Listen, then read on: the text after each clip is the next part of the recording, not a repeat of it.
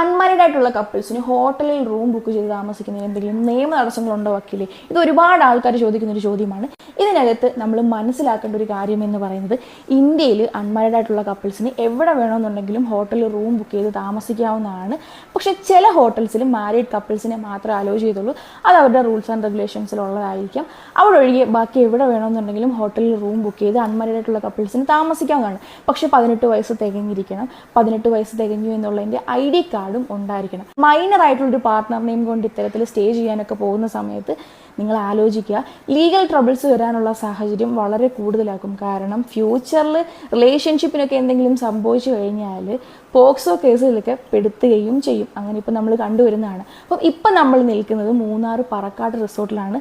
നമ്മുടെ റൂമിൽ നിന്നിട്ട് ഈ 180 ഡിഗ്രി തേയിലത്തോട്ടമൊക്കെ ആസ്വദിച്ചുകൊണ്ടിരിക്കുന്ന സമയത്ത് ഒരു ലീഗൽ ഇൻഫർമേഷൻ തരാമെന്ന് വിചാരിച്ചിട്ടാണ്. അപ്പം